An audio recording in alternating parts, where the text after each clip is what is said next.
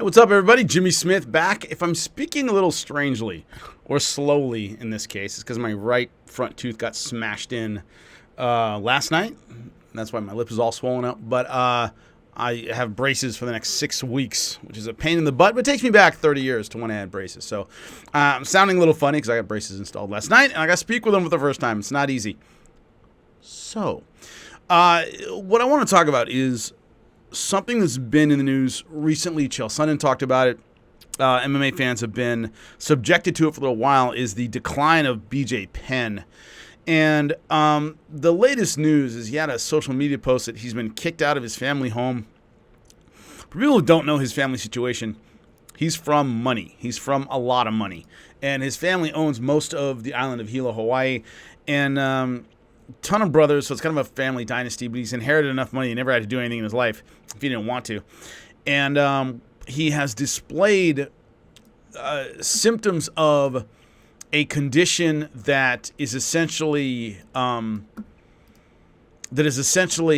psychological condition called Capgras delusion, which is you believe that your family members or your loved ones have been replaced by doubles and they're not real.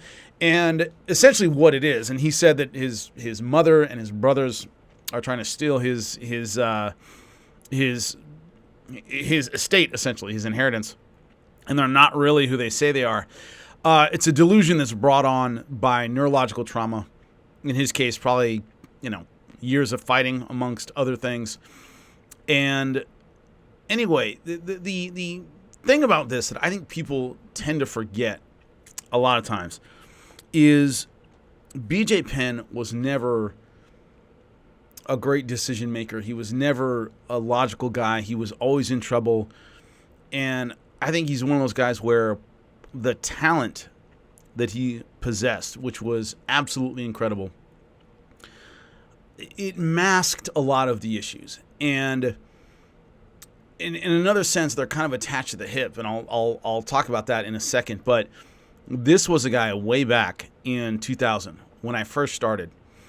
I thought it was a misunderstanding when they said he's a black belt world champion. He's been training 3 years.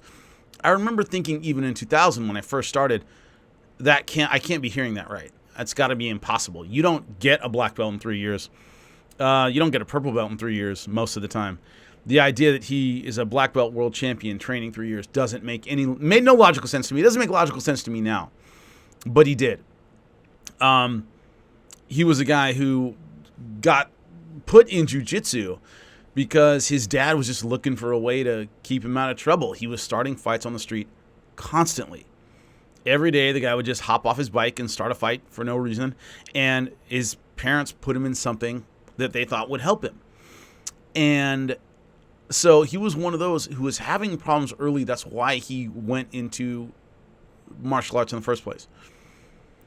Freakishly talented, went to California out of Hawaii. He was training with a guy who was, out of Hawaii, but didn't have the background to take him as far as he wanted to go.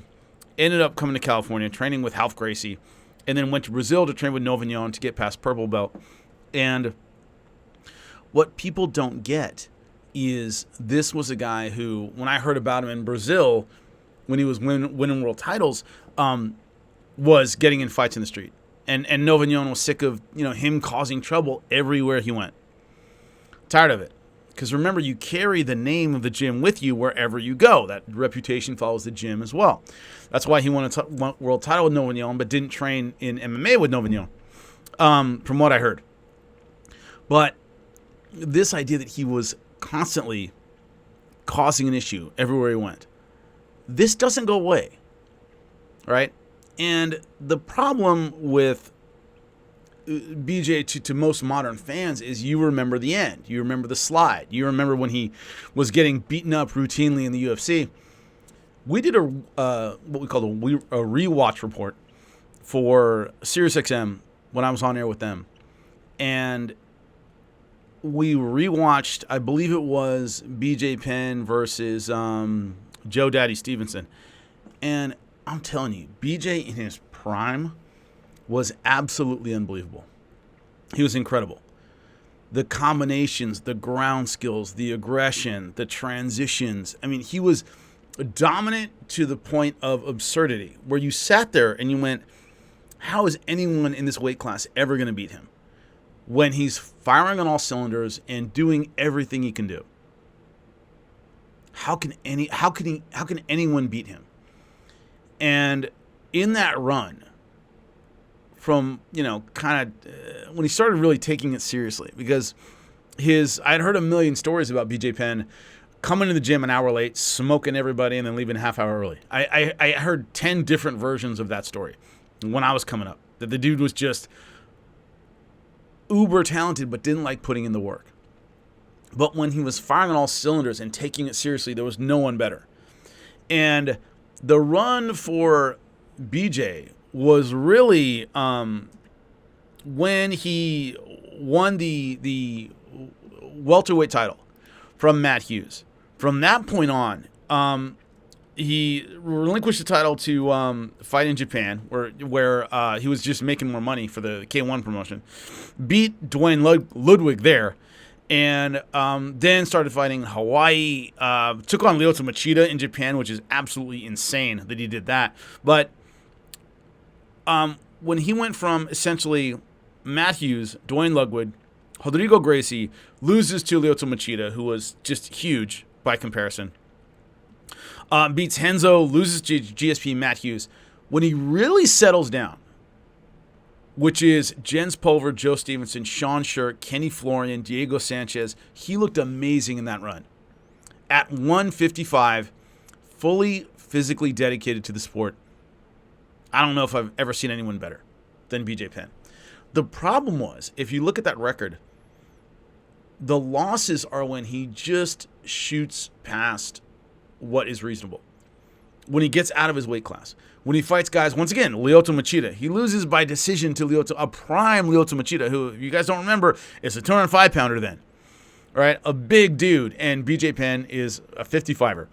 And he always had this thing about going above his weight class. George St. Pierre, Matt Hughes, right? George St. Pierre ended up losing to twice. The Nick Diaz fight, John Fitch. It's like, what are you doing going past where if you just settled at 55 and put everything into it, you could be number one all time easily, and you're not.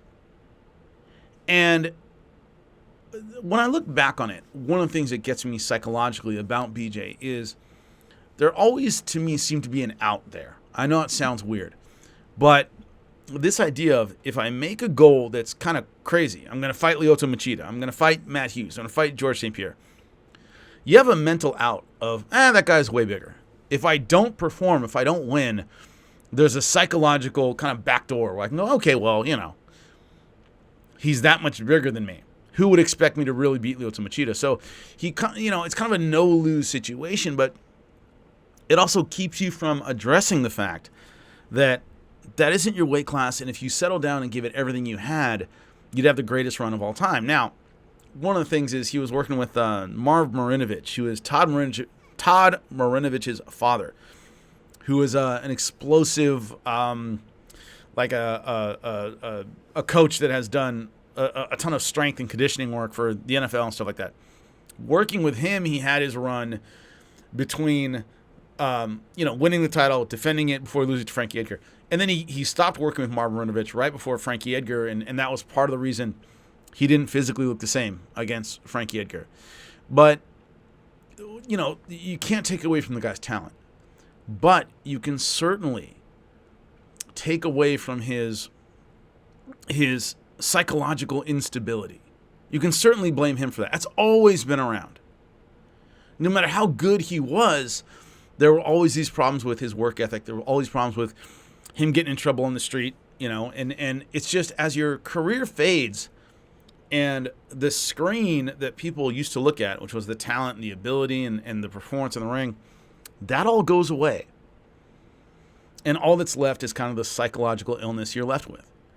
So it's not as though, yes, getting beaten up in the ring did so much more to him psychologically, and I believe that's part of the reason he's suffering the way he is now is, leftover damage from fighting. But this was a guy, to me, who was always unbalanced, always prone to those kinds of things, always prone to kind of extremes psychologically. And the sad part is now there's nothing to fall back on, where he was one of those guys who was set for life if he never fought anyway. Well, now that you've isolated and alienated your entire family, and you're certainly not fighting anymore, and you don't have the stability to make something out of your career in terms of commentary or teaching people or whatever it is, giving back after all those years of success, I don't know what your options are. And Dana White said it one time about BJ. He said, BJ should have been the best. BJ should have been the greatest of all time, and it shouldn't have even been particularly close. And when you go back and look at what he did in his prime, it's true.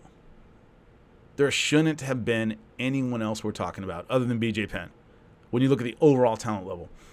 And that makes his slide that much more tragic. And his recent post about getting kicked out of his family's estate, and he's appealing to help from the Fertitta brothers and Dana White and all this stuff. And, you know, at a certain point, you have to take responsibility for your own actions. And yes, he's been recently, we talk about the brain damage from fighting. Is that his fault? Well, no, but he was doing stuff like this, showing poor judgment and getting in fights we didn't have to years before this, before any of the CTE problems that have reared their ugly head now. So what I'm trying to fight against is a narrative that, man, fighting did this to him. Yes, but he kind of got into fighting because he was fighting so much in the street that his parents put him in MMA anyway. This was not a rational guy.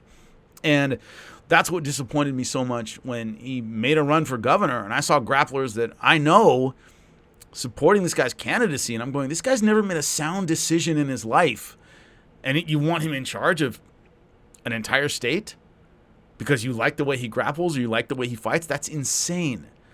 And we're seeing now what would have happened with that run if he had been, now obviously he wasn't elected, but the idea that people support him just because, hey, I like BJ Penn, and you go, yeah, but this is a guy who consistently made bad decisions throughout his career and throughout his life. And this is, you know, a continuation of that rather than an aberration. It's getting worse because of his fight career, but it's something that's always dogged him. And it's such a shame because how good he really was. Go back, check out his early fights, and you know exactly what I'm talking about. But it's a sad situation when BJ Penn had so much incredible potential, not just in the octagon, but what he could have given to maybe the fight world after his career was over, because that's all gone. Well, I hope you enjoyed. Let me know what you think in the comment section. Remember, Prime BJ Penn. I'll be talking to you soon.